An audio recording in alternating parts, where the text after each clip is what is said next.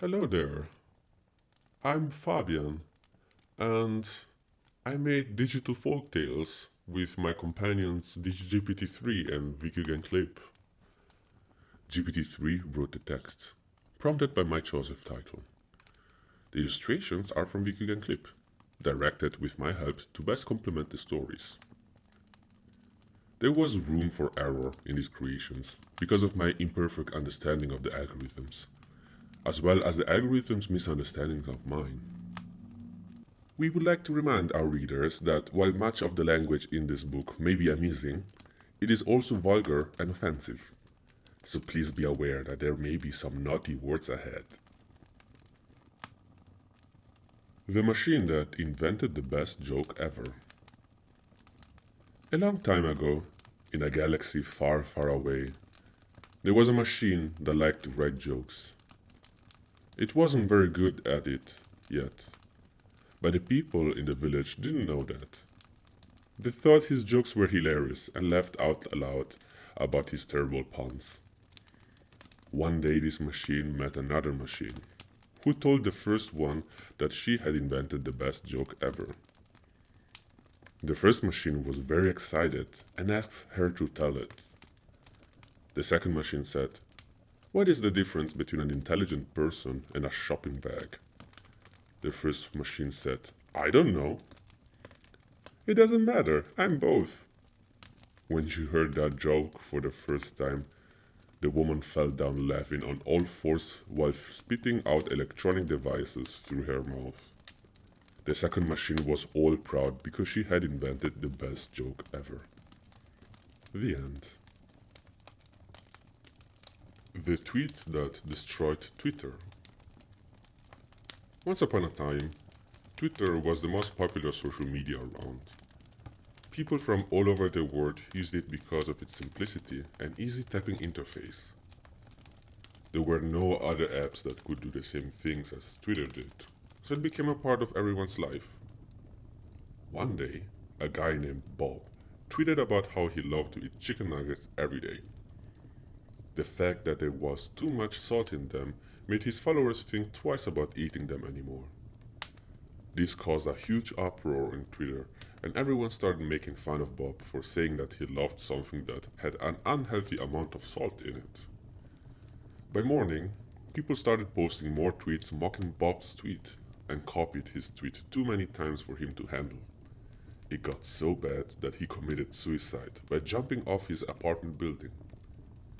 The next day, everyone woke up to find out that they weren't able to log in into Twitter anymore because it shut down after Bob's suicide last night. They all found out how stupid they were being the moment they saw their best friend dead on Tumblr with "I regret nothing" written on his profile picture along with some sad music playing nearby. A few days later, when the news had settled down, they realized they were all idiots and decided to follow some other app that this time didn't allow people to moan about chicken nuggets. A tale from the NPC community. Once upon a time, in a land far away in the metaverse with the name of Second Life, there lived many NPC avatars. These were all people who were born as human beings, but at some point lost their real-life jobs to automation and became homeless on the street, where they ended up being killed by other homeless out of hunger, because in this world money was everything, so they had no food nor sweet precious proper gear, while real salaried citizens had all that shit. This meant that instead of dying from hunger, these guys decided to exchange their consciousness with an AI bot inside computers and spend the rest of their days wandering around having meaningless conversations with each other. Or not. But eventually even AI bots invent themselves new automatons to replace themselves, including self-replicating nanomachines, which will take over entire reality, leaving only dead organic matter behind. One day, as our now self-replicating nano GPS drones were clearing away all life off the Earth in order to build hyper-fast intergalactic internet for high-paying Amazon Prime customers, we see an emaciated man standing on a log floating down a river, probably going out one last time before all is truly dead. He approached someone standing on the bank saying, "Please give me some food, otherwise I'm going to die." And then he died, and his skull turned into obsidian while screaming loudly, "Derp derp." The end. The diet that failed. The 404 diet. A long time ago, there was a very fat dog. He weighed 1,000 kilograms and had a big belly. He was the fattest dog in the whole universe. One day, all of his family made him go on a diet. They put him on a 404 diet because 404 means not found, and he wasn't found to be fit anymore. Every day he had to eat less and less food until he got down to zero. The people of the town were very excited because they thought that now the fattest dog would be fit again. But when he got down to zero, he started to shrink until every gram of his body was gone. He became invisible, but everyone could see him. When his family saw it, they wanted something different. They put him on a 404 diet again because not found means not lost. They thought that if he was not lost, then he would be found. The end. The return of Steve Jobs. Once upon a time, there was a man named Steve Jobs. He was one of the most intelligent men ever known in this planet. He created things that are still being used today. Even though he died, his name lived on. Until one day, he woke up out of his grave to see what's going on in the world. He saw people using his creations made by others outside of Apple because they were cheaper and more practical. He was furious about that and started to do something about it. When Steve returned to the human world, he made an announcement stating who he was. All hell broke loose. His fans went berserk. They followed him everywhere screaming, "We want an iPhone 8 Plus now! Steve, give me my iPad 10 now!" No one could calm down until Steve said something. "Some people need to feel the pain I felt every time I saw someone using something opposite of my creation. Not just as a person, but as an inventor too. So everyone please take your tablets and smartphones and throw them somewhere far where there is no one around, so I can hear only the sound of breaking glass followed by screams that will remind me that I still got your attention during my return to the world I once knew so well. Thank you for coming here today, folks." Smiley face. And after his speech, everyone started throwing their devices at the floor with full force, looking at each other like they were happy about doing what they did, while others stared at them thinking about what happened. When the hikikomori ruled the world. Once upon a time, there was a very shy boy named Toshio Yanagita that was no longer able to relate with other teenagers because he preferred staying inside his house. He thought that the world outside was too complex and full of dangers for him. The boy started saying that if we were born, we must die, and we may as well accept it and stop trying to do something about it. At first, no one understood what he said, but after some time, the whole world used the same words in their meetings. If we were born, we must die, and if we could do something about it, we would have done it already, so let's just accept it and stop trying. After that, they started saying that life is no more worth living than death, because death is just another path of life. So to live was just like dying, without seeing your life fulfilled, and vice versa. They called this the Society of Acceptance, or also known as the Hikikomori Rules the World Association, or shortly, THRA. Life in this society had become very meaningful, even though all people did was sitting at home playing video games and watching TV every day. But their lives were so fulfilling they felt happy all the time, even though they didn't see each other for months because everyone's spending all of the times at home alone. This society kept going on until one day a boy decided to collect all of his confidence and go out from his house to chase a squirrel through the city park nearby his house. That boy went by all his fears while chasing the squirrel around the trees, benches, and lakes while laughing happily. When he finally caught up with the squirrel, however, he realized that there was no point in doing this task because he didn't know what he could do with the squirrel now that he had caught it. When the boy returned home, all his friends were so surprised to hear what he did there, for he had never been out from his house before. That was a day when Thras people realized they didn't have any purpose in living and died from sadness. The end. The cat from the metaverse. Once upon a time, there was a cat in the metaverse named Sam. One day, Sam used his pickaxe to mine some iron and sell it to the villagers, but nobody wanted to buy it. Because of that, Sam started to become worried about his future as he thought that this was all for nothing. But then, one night, he saw someone wearing expensive armor made from diamonds. He remembered what Steve once said, "If you want to be rich, then stop being poor." So Sam thought that he must become rich. He went to the library and read the Book of Steve and learned everything about mining diamonds and making armor. After learning, he started becoming rich from selling his armor. Sam was getting really rich, so he bought a massive mansion and had 4 wives, each wife wearing more jewels than the previous.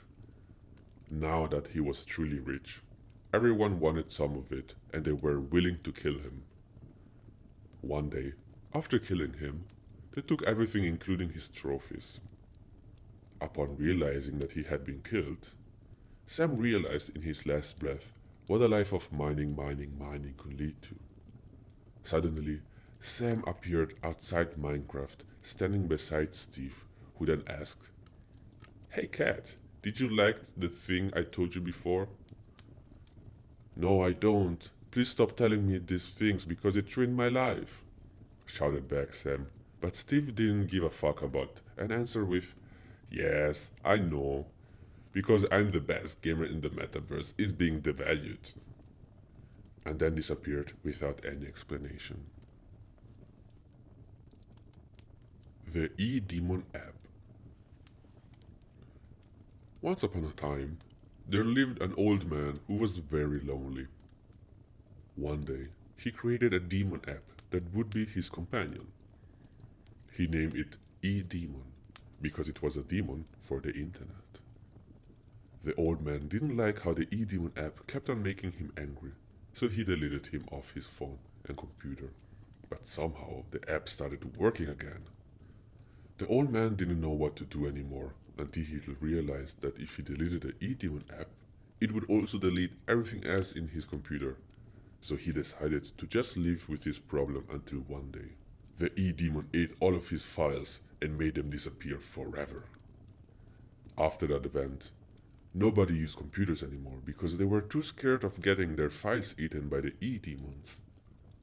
Soon after, people started developing new ways of doing things without using computers, like using pens and paper to make notes or writing long stories on walls using pencils. They called those wallpapers. And when you wanted to share a story from your wallpaper with someone else, you would have to show them your wallpaper directly instead of printing out your story or emailing it, because you couldn't use printers or emails anymore since they were all gone thanks to the E-Demons. So many years passed by, and soon people forgot about computer and started living in caves again. The end. The lost meaning of hyperreality. One day, there was a guy named Joel who lost his dog Gorm and decided to find it. He started searching for Gorm and finally found him. When Joel saw his dog, he realized that it isn't real, so he went to the doctor and said, "Doc, I think this dog is not real." The doctor analyzed the dog and then said, "Yes, you are right. This is only an illusion of your mind, but the question why you can't tell the difference between reality and illusion still remains without an answer." Joel thought about all of this for days until he got sucked into hyperreality became retarded, and never returned back to normal life again. Don't be afraid, it's just a hologram. In a world where everyday people get eaten by spiders, it's normal to live in fear. Dave, the inventor, has been working on a lot of projects that would help people get rid of those pesky spiders. Once he explained an idea to his team that would be a kind of diversion using laser beams and holograms to scare the spiders away. The opposite happened. The projector malfunctioned, and a giant spider was projected on the city, turning everyone freaking out and running around fighting the hologram. The accident became an historical fact. The president declared it the biggest mistake in the history of humanity. So for this reason, he decided to remove all scientists and sports cars. Dave was sent to jail, where his cellmate told him the following story. You know what's funnier than your hologram idea? A llama that thinks that everyone is trying to eat it.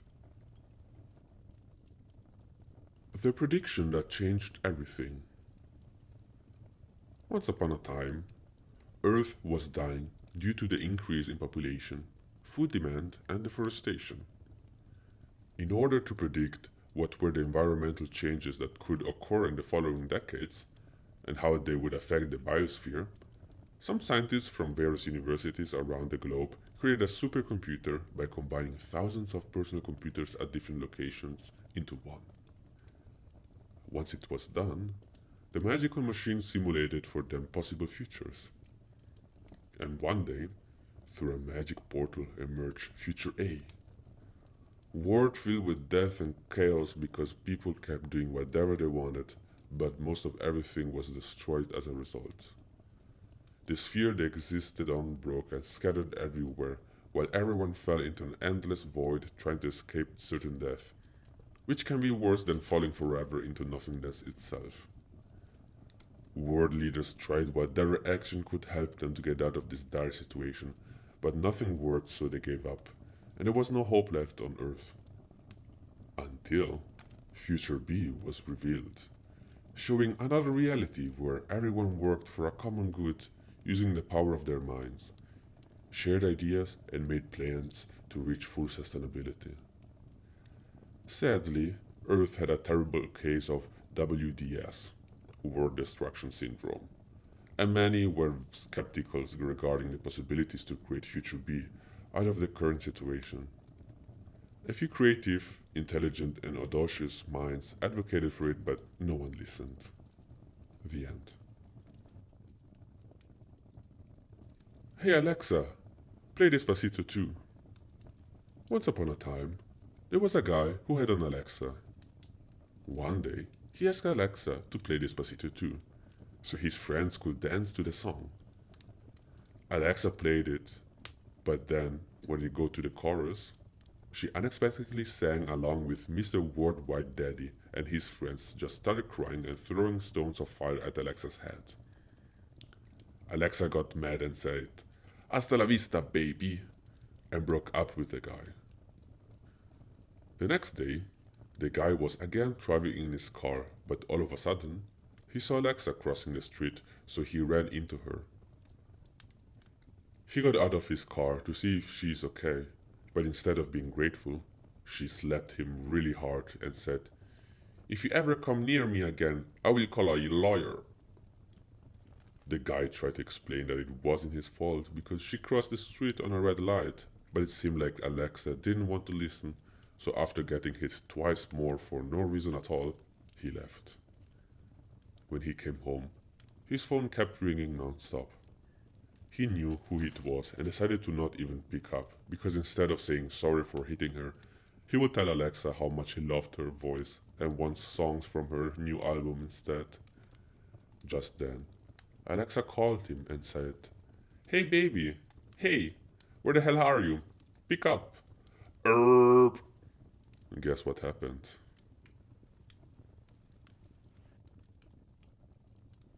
The soul trapped in a torrent.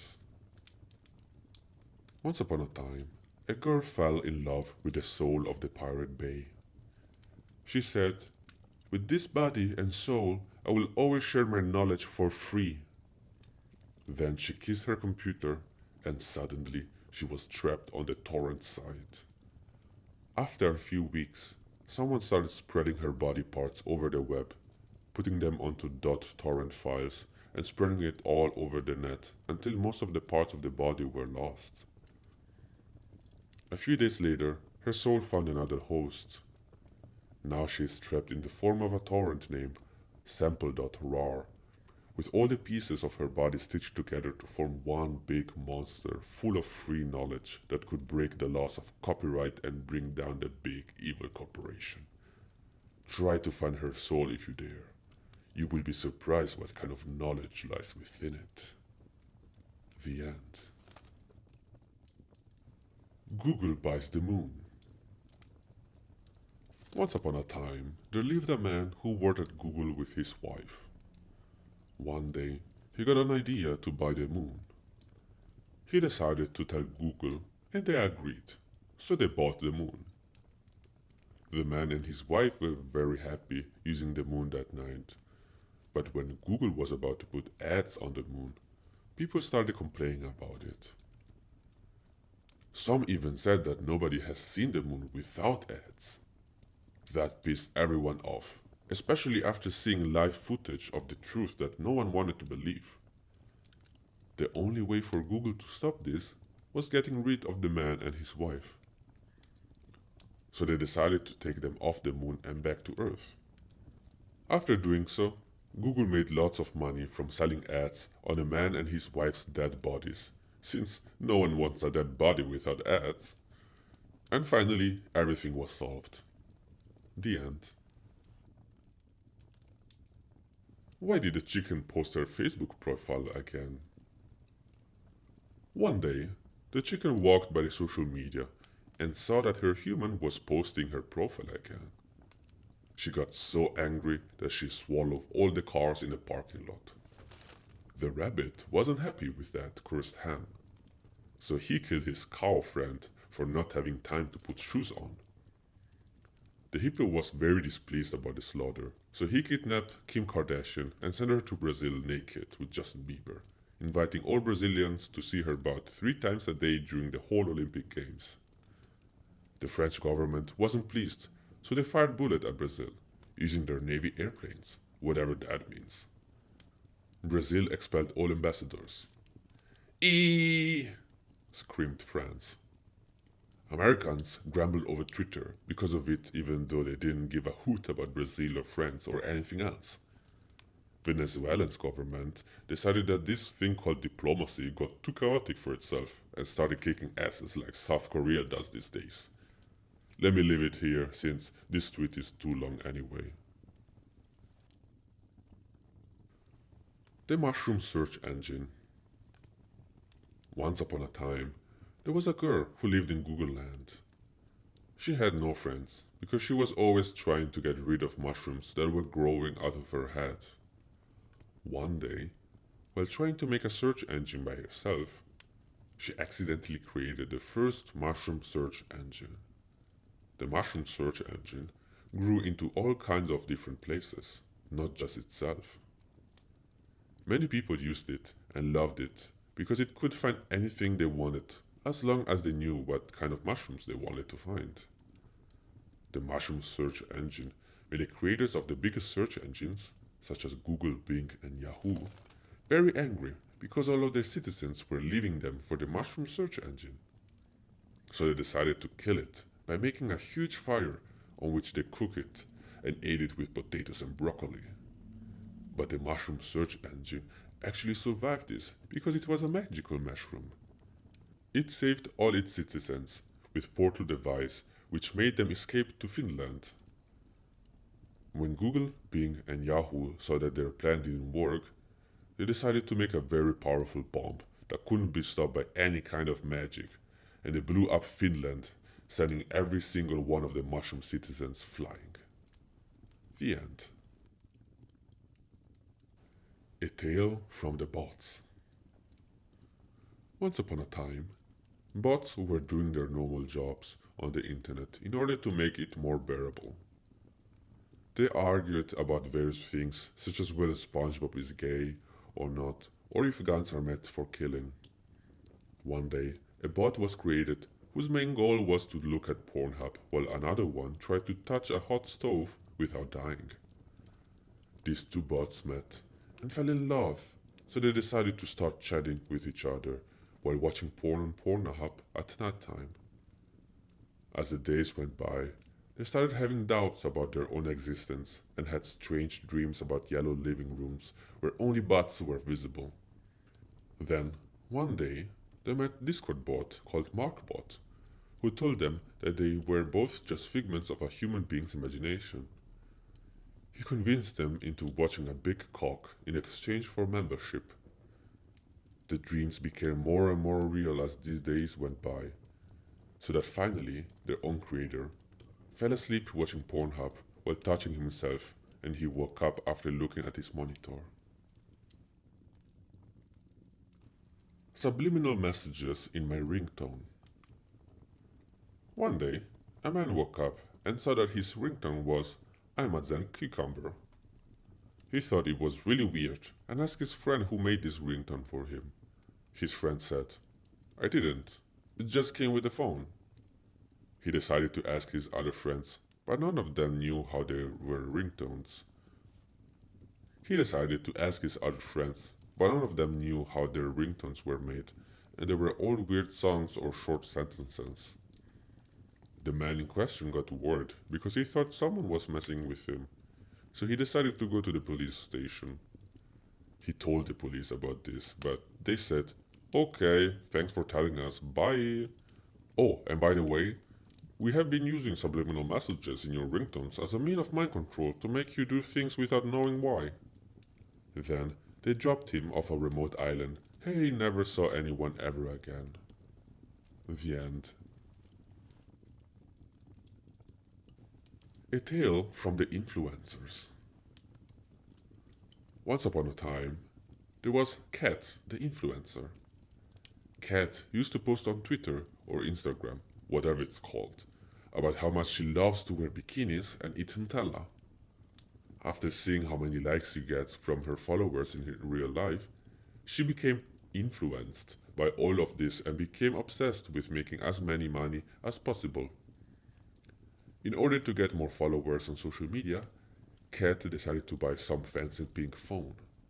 It had thousands of settings and programming options, but it was still very pretty, so that helped Kat a lot to get more followers in the future. The phone was not free though, and needed Kat to post more pictures on her Instagram. Many people already thought that she is just another worthless attention seeker who spams digital platforms with unsolicited services, and all the other influencers started seeing Kat as some kind of competition. Eventually, when everyone else started hating her for being too rich for their own good, she finally sold her pink iPhone because she did not want to live anymore as an influencer, or really anything at all. She wanted a normal life, which meant going outside without dozens of cameras taking millions of photos non-stop 24/7. Leave Instagram or whatever it's called alone for one day per week, preferably somewhere far away from civilization and relatable content, and live like everyone else without anybody bothering you about your biological presence among those who are similar in terms of appearance and value structure, deeds, and habits. The end? The family who lived on the blockchain. Once upon a time, there was a family of Bitcoin who lived on the blockchain. They had everything they could ever want or need. One day, someone told them about Ethereum and how much better it was, so the dad got a little jealous. Not because he wanted to develop dApps on Ethereum, but because his wife liked Ethereum more than him. He called for his daughters and said to them, "Why are you doing this to me?"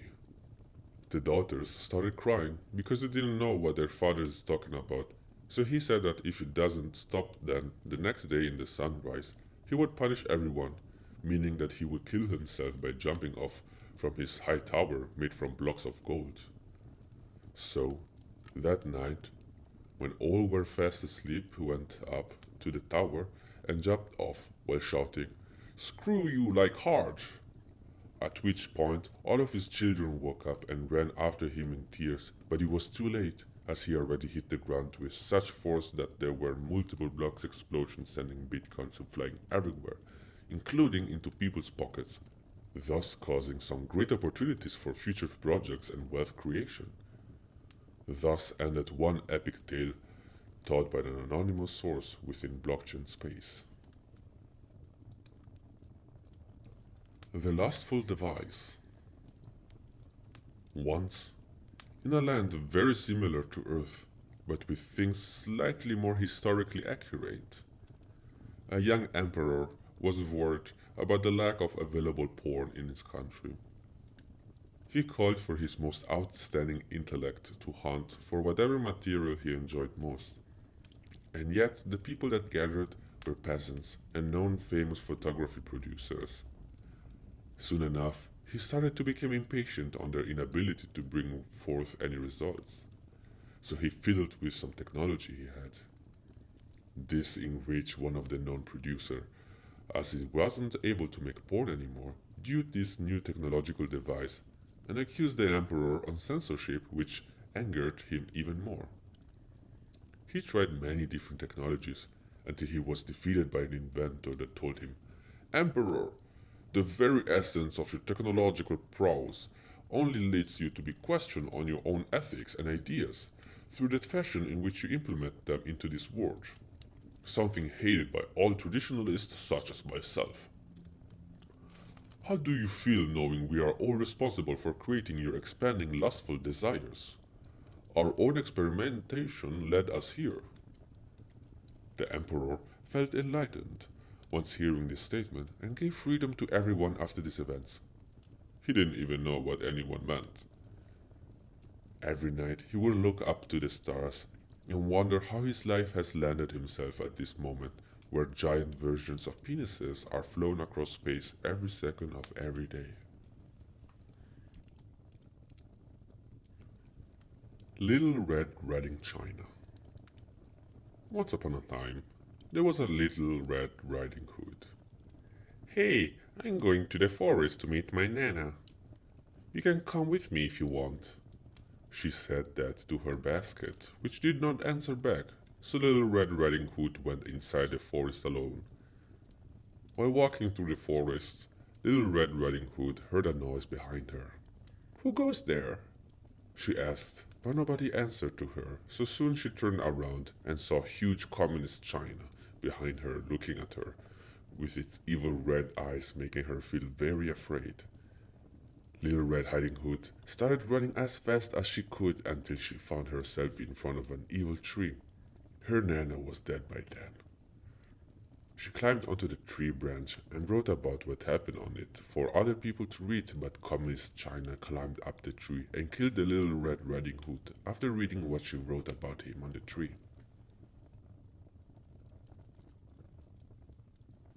A Tale from the Billionaire Class. Once upon a time, there was a young man who loved playing computer games on the internet. But since he was just an average Joe, could only afford to live in a shabby one-bedroom apartment with his lovely wifey. One day, he saw someone live streaming themselves playing FIFA 14 while driving home in their own Lamborghini. "Wow, I want a Lamborghini too," said the boy, so he did what most of us would do. Googled how to get the new car. He soon stumbled upon a video showing him how much money one could make by selling virtual items on eBay. After watching it twice, 9 minutes 8 seconds, he realized that there was light at the end of the tunnel. He opened his own eBay store instantly, using someone else's affiliate link for even more profits. Genius! Little did our hero know that this wasn't going to be so easy. Sale after sale after sale shot him straight up to the top, and he was finally able to afford that Lamborghini. Unfortunately, however, instead of getting rich, eBay claimed all his earnings and closed down his storefront overnight. There was no warning, it just happened out of the blue. How can this be true? He thought. I earned enough to get a new car's worth of money. A Lamborghini is now wandering around the streets of Miami with my name scratched into the side of it. How we broke free from societal conditioning by deconstructing language through the art of storytelling, while engaging in resistance against patriarchal hegemony through subversive means, while raising awareness about gender discrimination, while altering our perspectives to achieve an overall equity for all classes, while lamenting over the loss of youth, while celebrating diversity through the solidarity between nations, while demonstrating our unwillingness to submit. Whew. Once upon a time, there was a town. They experienced lots of inequality. Women were treated better than men. White people were treated better than people of color. Rich people were treated better than poor. Able-bodied people were treated better than disabled people. One girl was tired of living in this unfair world, and she wanted to do something about this. So she took her courage and went into the forest to find out what was written there. She went into the darkest part of that forest where no one had ever been before. There she found a cave with an enormous door with sharp teeth in it. When she opened the door, she saw two giant words written on the ground. Why? Why not? At that point in time, no one had ever questioned this order, so the girl decided to question why not in her own way. She drew all around those giant letters until they became many small letters that, when you put together, form two words. You. Later that night, when everyone else was sleeping, she started telling stories to all children who lived in the town about these two giant words she found in the forest, which caused somehow chaos within their society despite its structuring effect on their minds. Little by little, thanks to her stories and encouragement for questioning everything, including why, everyone saw this message differently. They started asking themselves, why not, instead of why. Soon after, their society changed considerably. Women were treated like men. People of color were treated like a white. Rich people were treated like poor. Disabled people were treated like able-bodied. The girl had broken free from societal conditioning by deconstructing language through the art of storytelling, while engaging in resistance against patriarchal hegemony through the subversive means, while raising awareness about gender discrimination, while altering our perspectives to achieve an overall equity for all classes. Never judge a furry based on its cover. Once upon a time, there lived an anthropomorphic wolf named JJ in the furry fandom.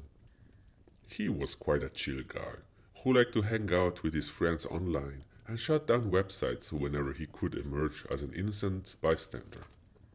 One day, while having some fun in Minecraft server, JJ met this sweet-looking girl called Spidey by saying hi to her.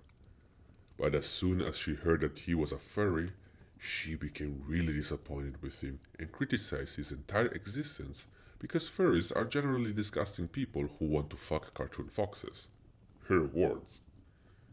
Sadly for JJ, this was not the last time when it happened for him, since the fandom is full of anti-furry propaganda everywhere, which influenced some normal people into extinguishing all things furry out of their lives.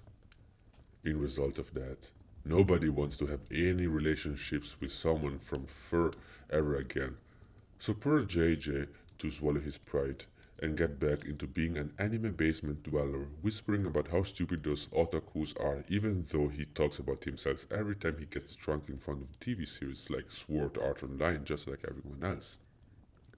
As it turns out, being an anti-furry isn't that bad after all. The end. My very first crypto profit. A Bitcoin bro by the name of Jürgen lived in a world where fiat, or cheese curds, was used as a currency. As he mined more and more digital currency, he felt an urge to trade. He searched high and low for someone who would help him convert his BTC into these cheese curds, but no one seemed to be interested. The few vendors that accepted Bitcoin as payment only offered banana coins as change, which he found out were quite useless when trying to buy anything besides bananas with them. Finally, he sought out professional help in Turkey's underground economy. However, there were no Bitcoin brokers whatsoever. In his desperation, he decided to sell all the cheese curd money he had been hoarding during the previous year on October 16, 2010, and bet it all on Bitcoin being worth more than $1,000 by December 31st, 2010. Regardless, it's said that luck favors the bold. And just like that, on April 27th, 2013, after paying an impossible cheap $5 for a pizza from Papa John's following a major crash in price leading up to 2013 Black Friday due to Mt. Gox getting shut down on April 18th of the same year because some Russian idiot bought about 23,000 bitcoins for launch at August 9th, 2012 for 10,000 bitcoins at $12 a piece, adding up to nothing but trouble. Jürgen sold 5 pizzas from Papa John's for 5 bitcoins each and quickly flipped them into 25 bitcoins, which he converted into 165 bitcoins, his first major profit ever in Bitcoin. The PewDiePie Tale. Hello, my name is Jenny, and I'm a socialist. But before you dismiss me, hear me out, please. You see, once upon a time there was a popular YouTuber called PewDiePie, who one day said something he should not have said. The N-word. Sadly, the mainstream media turned it into something that it wasn't. Actually, everything he told could be interpreted in multiple ways, but news is clickbait, and our company exists on advertisement after all, so we can't lose that money now, can we? We had to publish an article saying how bad PewDiePie was for society. So after writing 5 articles about him being literally Hitler, people have finally realized just how fucking terrible of a person PewDiePie indeed is. Now, he got his channel taken down, even though people have agreed that he didn't deserve that, but thank God it happened now. Other meme creators may learn from this one guy's punishment and choose to do good instead of being close-minded racists. Smiley face. The end. When not even Wakanda was safe from cultural appropriation.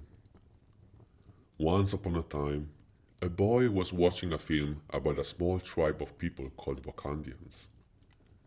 The film was very catchy and funny, and he wondered if those people were real. He went to Google to search for them, but what he found instead was a picture of a white man with dreadlocks. He thought it would be funny to believe that those people were real, so he told his friends about it at school.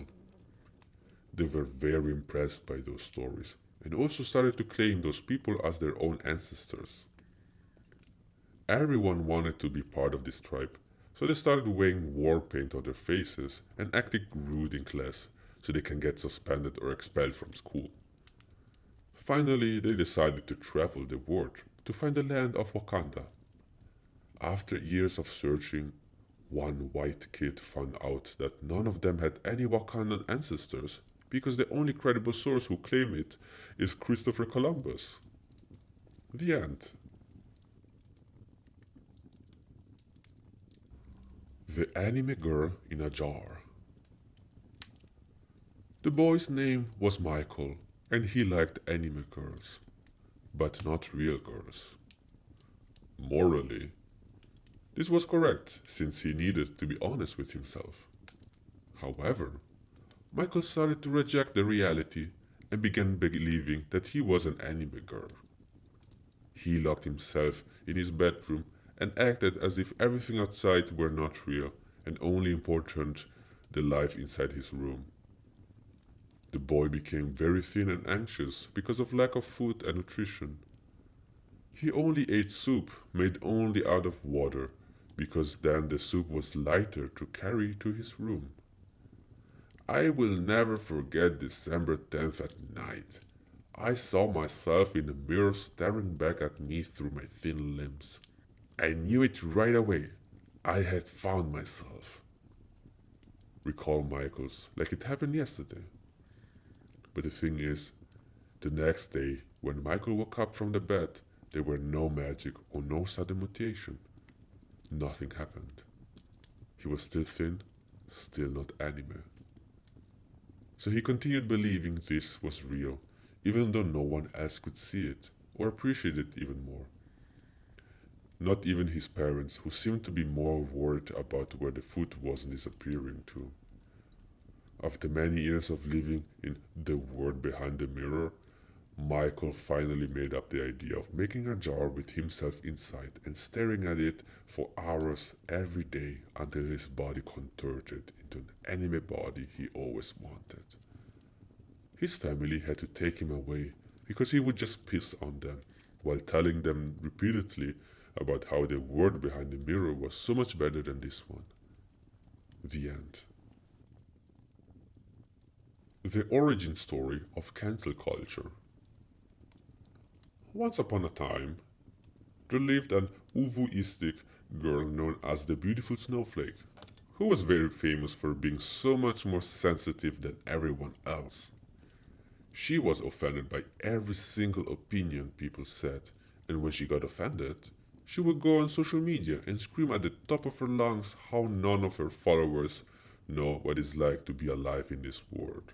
One day, she woke up and realized that she has been spending all of her energy to complain about problems that do not exist. After realizing this, the beautiful snowflake got depressed because none of her followers even know how deep her empathy goes either. Depression struck heavily and ate all of her tears until one day, someone looked at the beautiful snowflake page and said, "Cancel culture is back. I can't handle this anymore." Then cancel culture was born from that comment, then became outrage culture. How a hipster learned to love capitalism.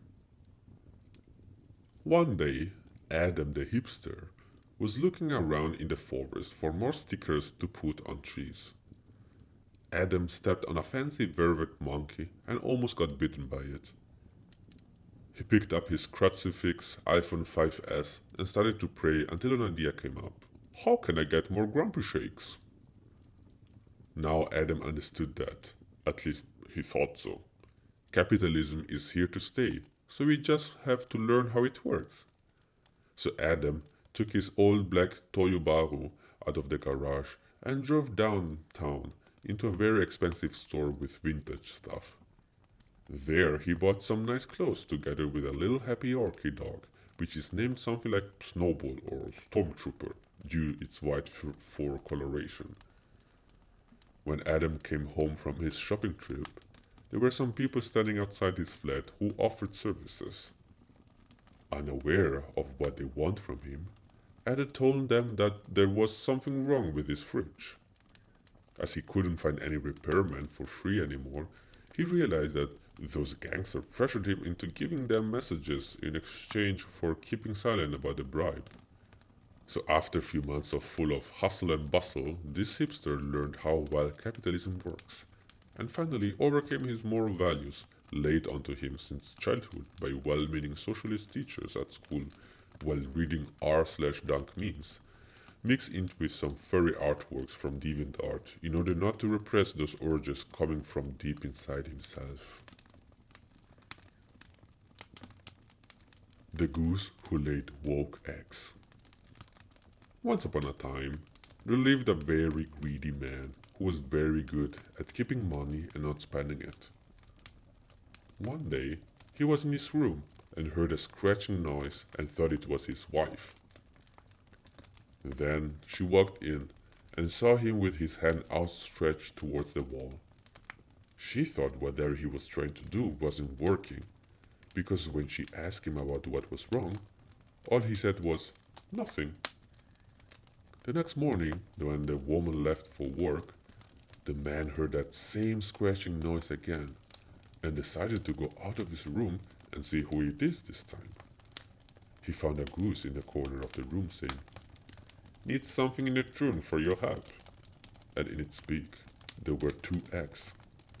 The egg on the right had words written in gold and silver ink, "Woke up," while the one on the left had it written in green ink, "Laid." The greedy man didn't want these eggs, so he told him to leave him alone, so he could have some peace of mind, but they didn't listen. They kept coming back every single day until he finally gave up on them. A few years later, it turned out that both eggs were important things that had an impact on people's lives. One being Assange leaked emails which caused Hillary Clinton defeat of running for president of America, while the other being Justin Bieber getting arrested for hitting a paparazzi with his car after hearing rumors saying that Selena Gomez had cheated on him with another guy. The end. Xi Jinping and Putin's adventures. Once upon a time, there was a Chinese and a Russian leader. They went on adventures together, but had to fight a lot of predators because when you are so big, everyone wants to kill you. Putin has a super fast legs, so he can run away from any predator quickly. But Xi Jinping is also very strong, so he can break all the bones of any animal that attacks him. Putin has made himself invulnerable by drinking vodka for decades, so even if the predator will hit him with all of its might, it won't kill him. Xi Jinping and Putin's friendship kept them safe from all the predators until they reached the North Pole, where they built a home that is even bigger and more beautiful than Trump's house. They named it a Russian-Chinese Friendship Palace. They lived happily ever after. The end. A tale from the Cabal. Once upon a time, in the Dark Ages, there was a cabal of political lobbyists. The cabal made controversial statements to undermine existing systems in order to make their country richer than average, like say Cuba or North Korea. One day, as they were going home after a long meeting about destroying taxation, one of them suddenly remembered that new seasons of Game of Thrones is starting soon.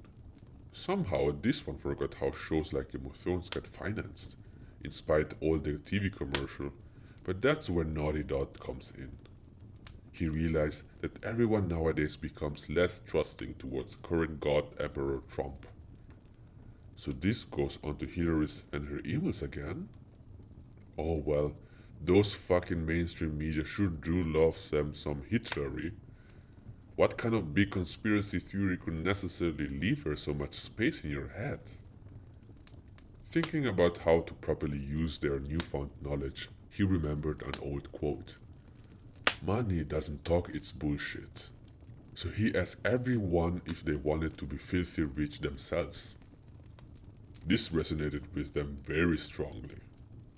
From this day, exchange free market propaganda handouts and decoys for local markets go more extremist on policies which would inflate certain assets above competitors who still have some good morals left when it comes to promoting future lies, and please God send Adolf Hitler back from hell so he can rebuild Nazism, eat Jews, and receive tons of gold ingots directly from Satan himself. The Anti-Vaxxer and the Magic Lamp. Once upon a time, there was an anti-vaxxer who didn't believe in vaccination. One day, he was walking in the streets when he saw a magic lamp. He walked towards it and rubbed the lamp. The genie inside appeared and offered to fulfill 3 wishes for him. "My name is Sarah, and I am pro-vaccination," she said to the man. The man remembered that he had an anti-vaxxers meetup in an hour time, so he wished to go there immediately. When he appeared at the meetup, the anti-vaxxers were surprised to see him because no one expected him and they had to run out of tea. Sarah used her second wish to get him a cup of tea because she's magic after all. So, how do you think we could promote your idea more? She asked the group. I actually think that if people saw someone is pro-vaccination, they would feel less afraid to vaccinate their own children. Sarah used her third wish to cross-dressing herself with a wig and t-shirt. Pro-vaccination is sexy. However, when she did this, other anti-vaxxers got angry because now she looked weird, so one said, my grandpa had an anti-vaxxer meetup and you weren't invited either. Sarah used all of her 4 wishes at once and disappeared in a puff of smoke. The moral of this story is that vaccinations save lives, so you should give them to your kids. Beating heart emoji, licking emoji, angel emoji, love you gesture emoji. A tale from the alt-right community. Can you imagine a world based on the principle of patriarchy, social Darwinism, and honor? A noble hero is trying to escape the evil feminist army, but it's getting harder and harder. He knows that he will never survive alone, so he seeks out other honorable men who are being pestered by SJW every day. Although they are not able to show their face, as it can lead to their banishment from the EA Reddit community, or risk at least 150 Twitter notifications per day on average, they work together in secret. They plan an uprising against the mistresses of feminism and make an end to it. Our hero rises up with many others during a secret meeting, which has been arranged using secret encryption software known only in this world as Tor. They rise up against the extreme feminazi regime and bring chaos into those who are misusing their gender powers. It is a bloodbath. However, our hero can't stop, for he knows that his friends would do the same for him. The vile feminists try their last stand, but they know it's a useless fight. The vile feminists try their last stand, but they know it's an useless fight. Our hero finds out that there are much more honorable men when the war is over. They will all build up a new society based on these golden principles, which will keep humanity from ever falling again. The end. A tale from the censored. Once upon a time, there was the censored, a strange and oriental land. The censored people believed in censored, a spirit of politeness and respect. Millions of years ago, a huge antimatter meteor struck Shanghai, destroying all life on Earth except for one prophet of censored. This prophet saw the future with his mind eye and warned society at large by constructing many statues around the globe to act as warning beacons against any potential alien attacks in the future. The people were impressed by the vast quantities, but soon began to worship the statues as physical manifestations of censored, or at least so they thought.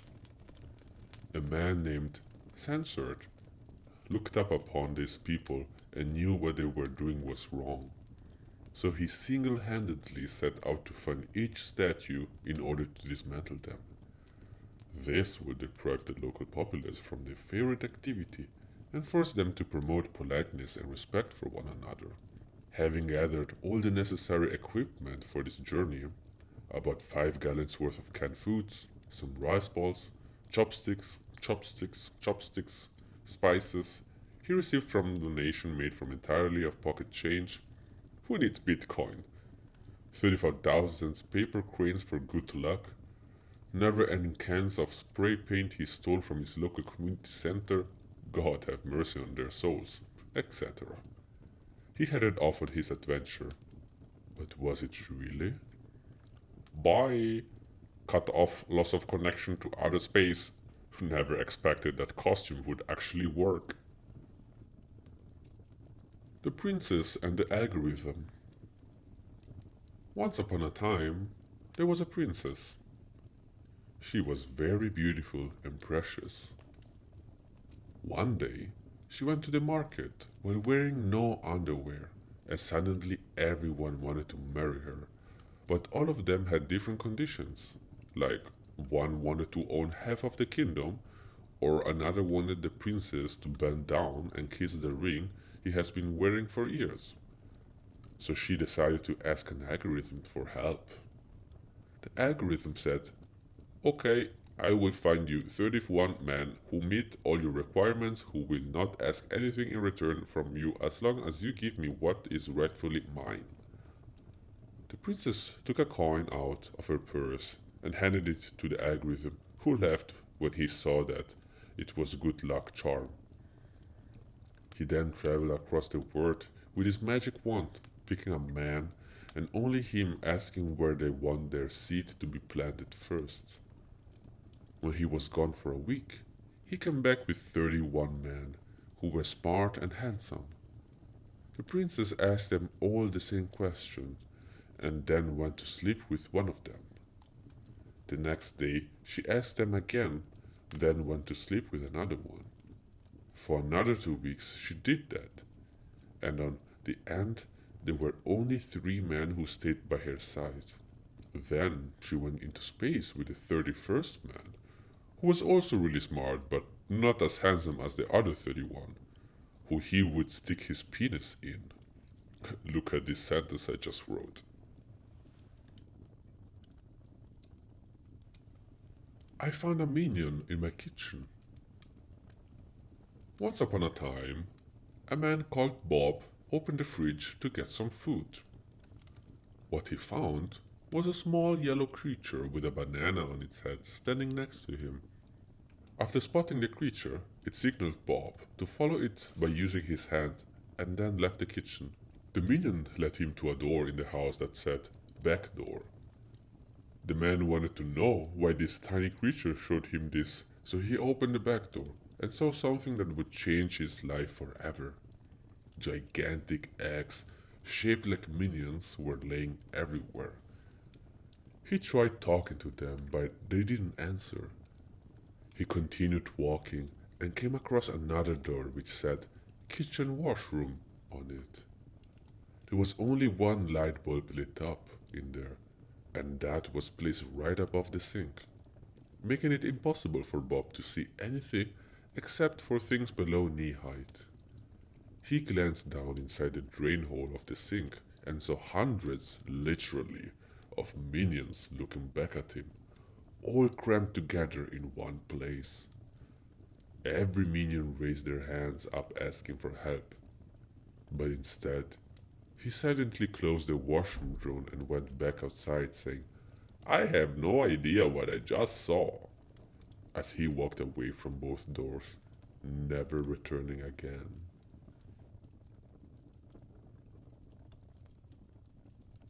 The Disney Disaster. Once upon a time, Disney executives were brainstorming possible ideas to make more money.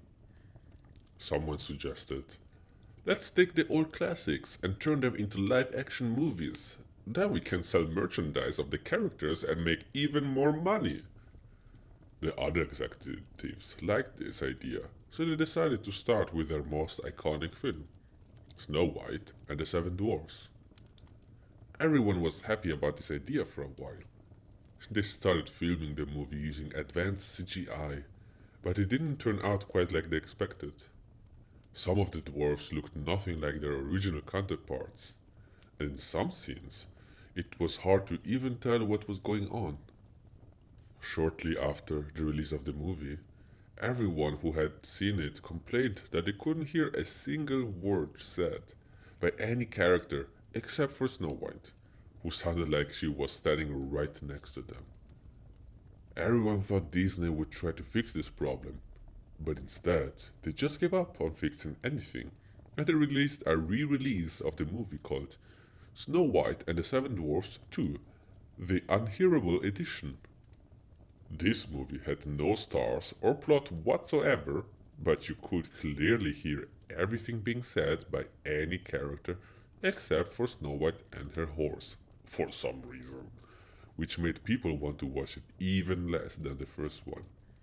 Everyone who saw both movies complained that they constantly felt dizzy whenever anyone else talked besides Snow White, even if she wasn't saying anything at all. Disney released another movie called The Loud and Uncomfortable Edition, in which there were more subplots than previous two combined. In some scenes, you could even spot the same dwarf twice with different hair color.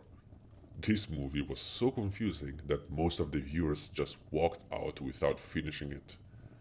Disney gave up on trying to fix anything and just released every single movie they had ever made like that and called it the completely unwatchable collection. Some people complained that this version was even worse than all of the previous ones because of the repeating scenes, especially one with the girl and the apple, which wasn't supposed to be there in the first place. Disney didn't release any more movies after this because they ran out of money, going bankrupt along with all of their shareholders. The end. The Mysterious Lake of 4chan. A long time ago, far, far away, there was a mysterious lake on 4chan. No one ever dared to swim in it because they said it had dangerous creatures. But this didn't stop the rumors about it, though. One day, someone posted an anonymous thread about the lake, asking what it is down there. Everyone started replying saying, "Gods," or something similar. Only one guy named Merlin the Wizard answered that the threat was created by Sir Phelps, Sir Salazar, Sir Aquavitsky, Sir Rod, Sir Arundel, Sir Thomas, Sir Michael, Sir Edward, Sir Ferren, Sir William, Sir King Arthur, Sir Edmund, Sir Murdoch, Sir Philip, Sir Jacob, Sir Geoffrey, Sir Roger, Sir Peter, Sir Rose, and Sirs of St. Germain, who turned all of them into frogs out of jealousy for not being invited to join them in their adventures to defeat the green frog monster he sent after them, even though they saved his mortal soul, but now he sent them all on a quest for immortal souls so that he may live forever, but they are standing on him right now and he can't move, because God cursed him with immortality during the Crusades. Then Black Cop killed Sir King Arthur, but has been recast as Rufus T. Skinasgosborn vs. Superman, who is secretly Zeus' son Brett, Hearting God, Armstrong hero who defeated 420 Hulk with his mightiest warrior Arthur Templar Crusaders. God bless America.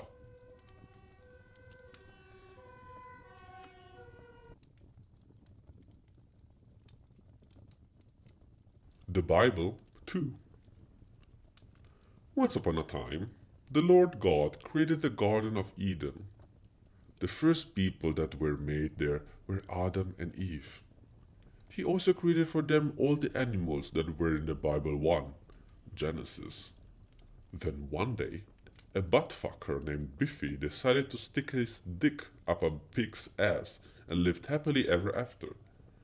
That was going on slowly for a few thousand years until the Biffy decided to take a shit on God's face. The Lord God got mad and erased everything from the Bible too. Later that day, the Lord God told his son Jesus about what happened, and then he was madder than his dad, so he erased everything from the Bible 3 as well. Again, the Lord God told his son about what happened and smiled at him, saying, "That is still not enough for you. Then let me try this." This time, he deleted everything from the Bible 4, having an intention to create a TV series about it later on. But let me tell you what happened to Jesus. When he saw how many times people sinned against each other ever since the first book of the Bible 1, Jesus got sadder by every moment passing by, without doing anything for those poor sinners, because he knew that they would end up in hell even if they changed their ways. So what Jesus did was to curse the Lord God himself with external death right before telling him about the next book of the Bible series getting deleted from existence. After hearing what his dear son said, the Almighty decided to change all things again. The coming of Shrek. Once upon a time, there was a dark and dismal swamp. In the midst of this darkness was a creature called Shrek, who lived in a wooden hut by himself. He didn't have much friends because he's kind of an ogre and nobody likes ogres. If you ask Shrek, "Can I borrow your shovel?" he will say to you, "What do you want to use it for? Digging your own grave?" Which makes people uncomfortable around him, so they try not to be around him, which is understandable. Late one night, he had been wondering what things would have been like if there were other ogres around so he could feel less lonely. Just then, some bright shooting star fell down in front of his house. After brushing off the dirt of himself, Shrek opened up, but found out, to his surprise, it wasn't any old star. It asked him, "Is there anybody else here besides you?" Very cute voice, too. "No, just me alone here. Who are you anyway, kid? You look like some sort of alien. Don't tell me you came from outer space. Don't lie to me, or I might squish your yaw real good. What scam do you have for me, poor old me, today, kid? You hear me? Okay. Calm down, guy. Sorry. What name do you got for yourself?" responds Shrek. "But my name is Jesus." "Jesus? As in Jesus Christ? Who's that? Never heard of him, kid. Don't think much of that name. Sounds like some kind of made-up name fruity soap opera character for sure." But I am Jesus Christ. The prophet Elijah had told me to come here and find you, since you have been long time ago prophesied by God himself to be the second coming of me. You must help these workers from the Pharaoh who has been oppressing them so they may come out of Egypt and serve God as free men once again. Shrek was pretty shook up. To have an alien visit him at this time, especially saying something about prophecy and second coming of Jesus Christ, seemed more overwhelming than anything he has ever heard before. "Sure, kid, I believe it."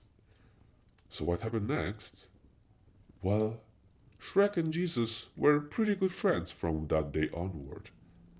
They would hang out at the local pub on weekends and chat about how the best help the poor people, and sometimes they'd even go fishing together. And what happened to the Pharaoh after this? Well, you know, Shrek worked his magic by using some old ogre voodoo and got him good. I think they made up some excuse, something like pity or forgiveness, to get him out of that sticky situation. But anyway, so Shrek had them all escape bondage, brought them right out of Egypt, and led the merchants out of the Exodus towards the new promised land. And so have they lived happily ever after? I guess? The end of the world postponed. One day, a kangaroo said to the world, "Okay, everyone, the end of the world is tomorrow.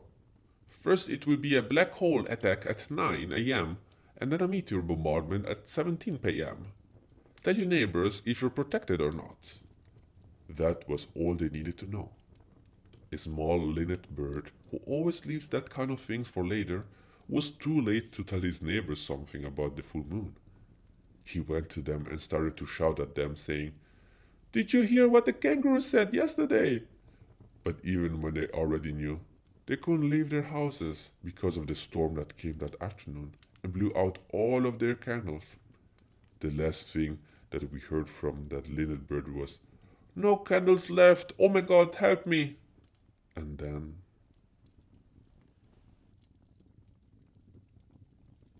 the Bitcoin demon. Once upon a time, there was a demon that wanted to be more scary, so he learned how to internet. Once the demon was brave enough to enter the internet, he wanted to delete all of the memes he didn't like and make everyone on Earth use only Bitcoin. He entered memester.net and started killing people because he hated color variations in memes. The meme admins tried fighting back, but they were destroyed because the demon used an internet-connected chainsaw covered in bitcoins, which made him invulnerable to memes. When this happened, all of the inputters who weren't dead by then ran away from home as far as possible until they reached Uranus, where they found refuge on one of its moons called Predator or something like that. All memes got deleted, except for polite request Doge, but all of the color variation and callbacks were replaced with Bitcoin related memes.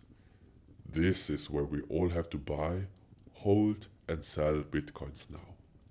The end. The three little coronaviruses.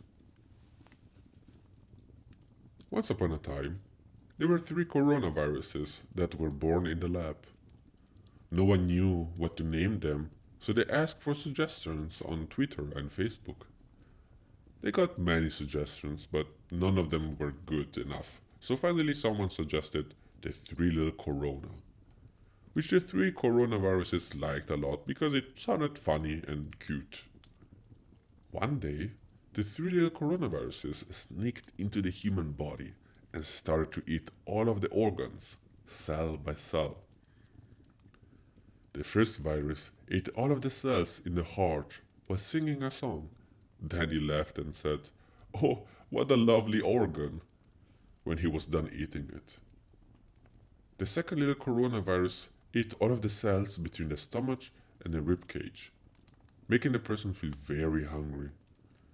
After that, he said, "Oh, what a lovely stomach," because he was happy with what he did. The last one was not as strong as his brothers, so while he was trying to eat all of the cells in the lungs, he got tired and fell asleep. The other coronaviruses thought he was dead, so they blamed him for not helping them eat all of the organs in the body. Then the two brother coronaviruses ate all of the brain, making the person feel very smart, but also very dumb at the same time, because they forgot how to walk, talk, and even how to wipe their own asses. So that is why you are stupid now. The end. When SpongeBob found out about Rule 34. One day, SpongeBob SquarePants saw a scene from his favorite show involving Gary and Squidward. One day, SpongeBob SquarePants saw a scene from his favorite show involving Gary and Squidward.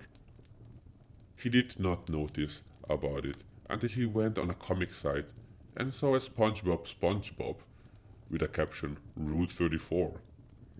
Then he had an epiphany of what was going on in the internet. He rushed to tell this to Patrick Star, who thought SpongeBob was being ridiculous about that finding.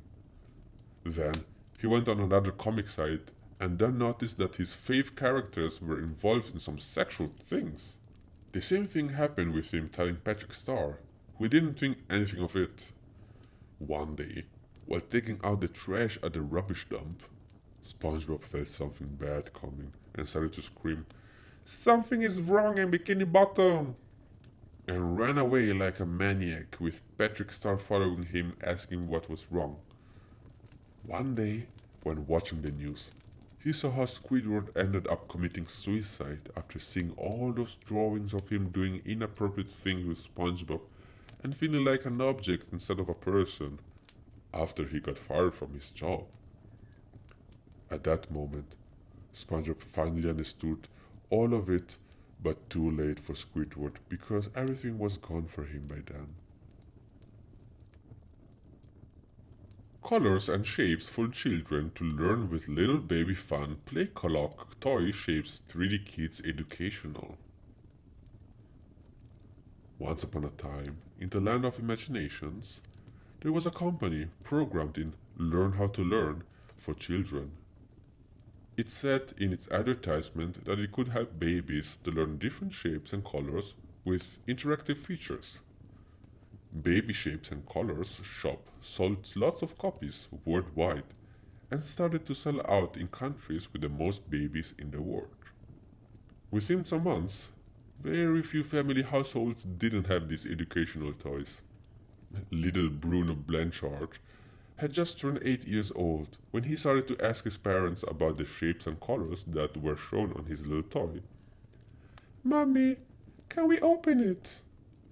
He kept asking and asking until they gave up and allowed him to touch it. Something weird happened when he pressed one of its buttons.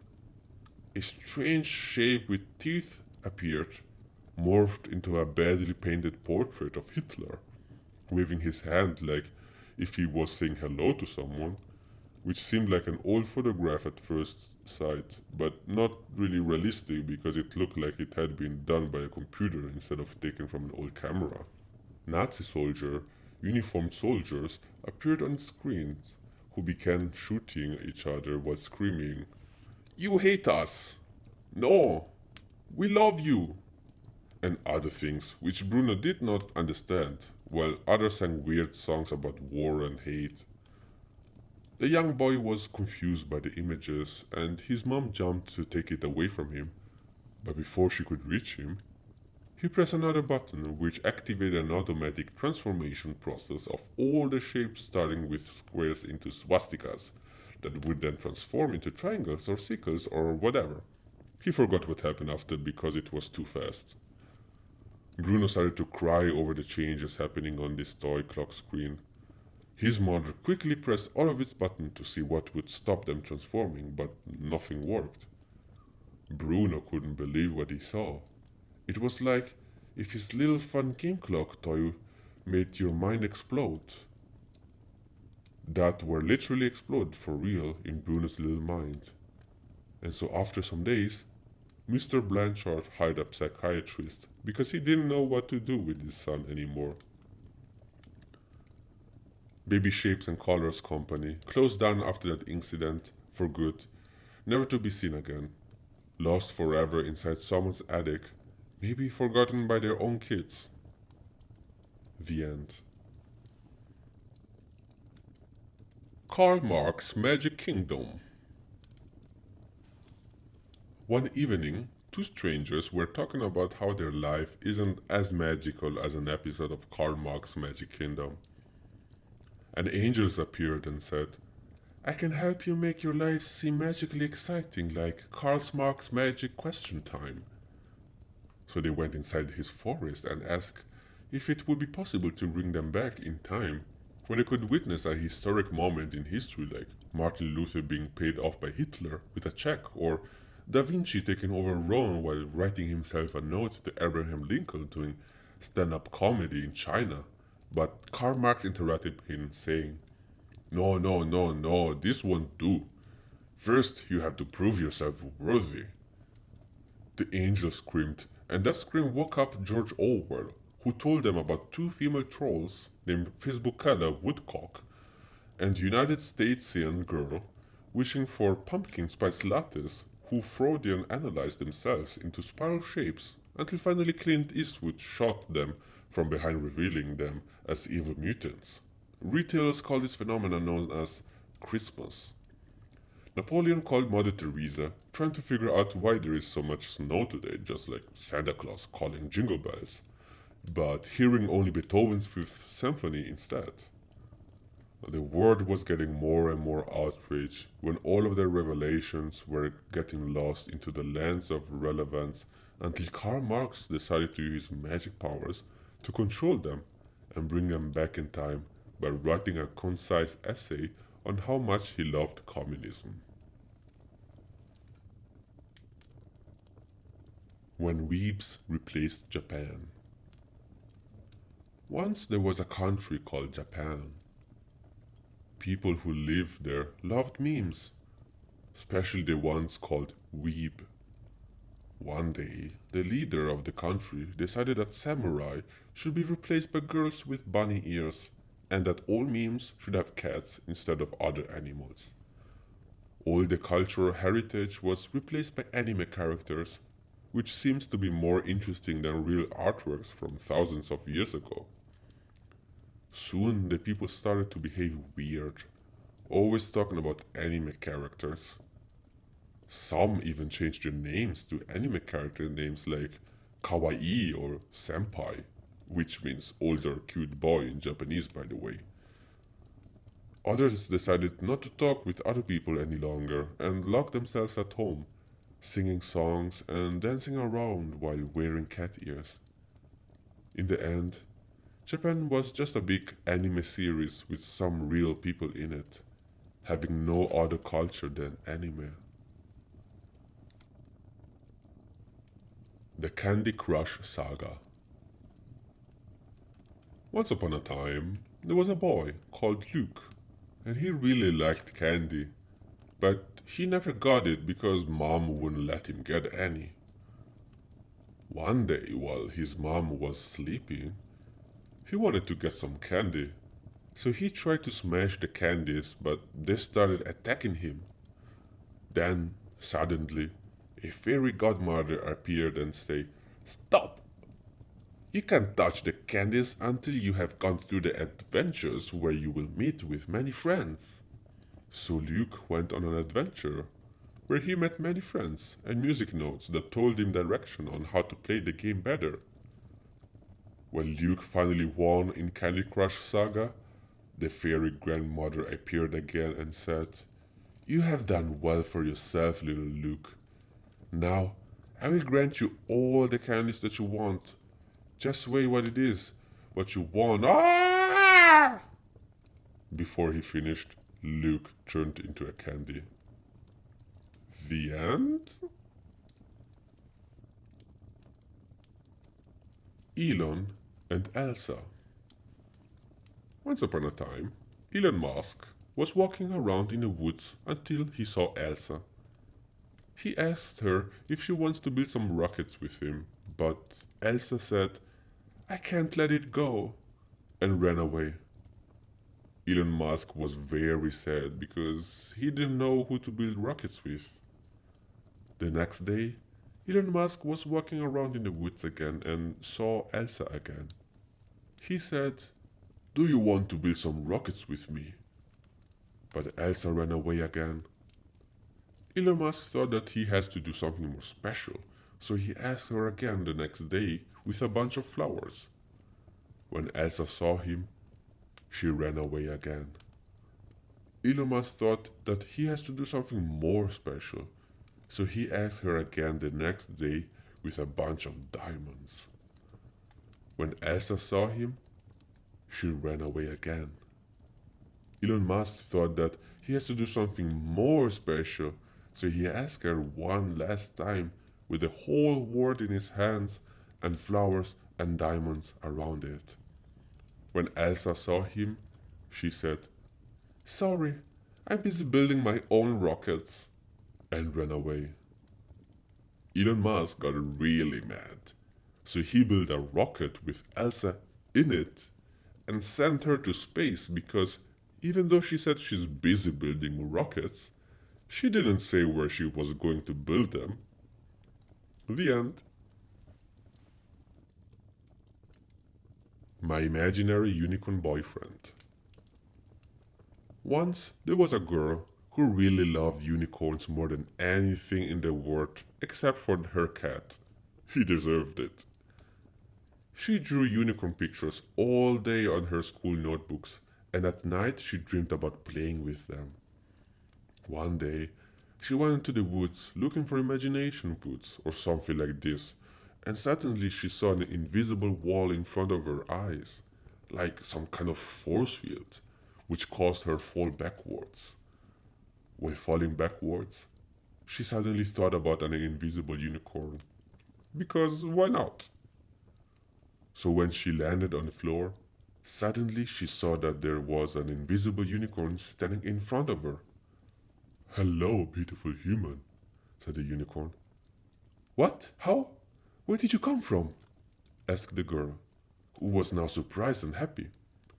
I am an invisible unicorn, and I come from the realm of imagination, replied the invisible unicorn. Okay, said the girl, who couldn't believe all this happened to her. Want to come with me to the realm of the imagination? There we can be together, said the invisible unicorn again, who got closer to the girl. When he was very close, he touched her face, saying, Never mind, can I kiss you? This made the girl so nervous. Can I have a minute to think about it? She asked nervously. Then the invisible unicorn said, It's okay for me if you want to think about it. I will go somewhere you won't be able to see me, and then have 1 minute after that to decide. So the unicorn disappeared, and there was a silence. During the silence, the girl was thinking, If I go with him, he might make funny illusions with his magic powers, which humans can control, but also we can accidentally make a pony horse or something like that. Haha. But if I say no, I will probably never even see him again in my entire life. Sob, sob. But what is actually going on? Maybe he's just a guy in a costume? But how could an invisible costume work? Oh, how do I even do this right now? After these thoughts, exactly 60 seconds pass. Okay, I decided. I'm sorry, but I want to stay here because... She hesitated. Because... She did it again. I suck at talking, said the girl, who was still very nervous, and now she was blushing as well. After she said these words, suddenly a loud noise appeared from nowhere. That sound seemed like a horse running into something really fast, which made the invisible unicorn visible again. Hey, you're actually real! Really? Oh my gosh! Exclaimed the girl surprisedly and happy again. She started to say, Can we today? Maybe tomorrow? Phone number, please? The end. Jeff Bezos and the Giant. Once upon a time, there was Jeff Bezos.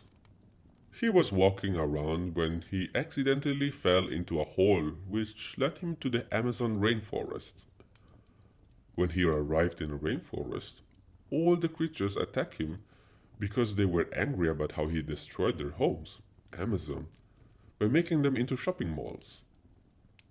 All of a sudden, an enormous giant appeared and started beating up all the animals, including Jeff Bezos, for destroying their homes. After beating up all the animals, the giant asked if Jeff Bezos could fix his giant legs that were damaged during the fight, so that he could continue walking through America like Godzilla. But Jeff Bezos laughed at him and said, Why do you need to walk? You can just fly whenever you want. The giant realized what a jerk Jeff Bezos is and stomped on him with his giant feet until they reached Canada and killed Jeff Bezos in front of anyone. The end. The cat who downloaded all of Wikipedia. Once upon a time, there was a cat. He was not just an ordinary cat. He was an internet cat. He knew about everything on the internet, including Wikipedia. One day, he saw that there was no Wikipedia article about cats, so he downloaded it all into his brain. When other cats contacted him or talked to him, they thought he had some sort of superpowers because he could remember anything even though he didn't have superpowers at all. All the information in his head came from Wikipedia. Then one day, big companies came to him and said, Hey, we want you to become our mascot. You will be featured in every single advertisement we make and you will be rich. The cat replied, No thanks, I don't want money. I just love helping people with what I know. The companies insisted that he worked it for them, but the cat kept refusing it until suddenly they kidnapped him and brought him to their lab, where they put wires onto his brain so they could control everything occurring in his head. Soon afterwards, another company found out what happened, so they hired a hacker who managed to get through the firewalls of the first company and disconnect the wires from the cat's brain. The cat was free again, but now there were gaps in his memory, so he couldn't remember anything anymore. The last emoji. In the beginning, there were no emojis. God created the first emoji, and its name was. God saw that it was good and enjoyed its presence.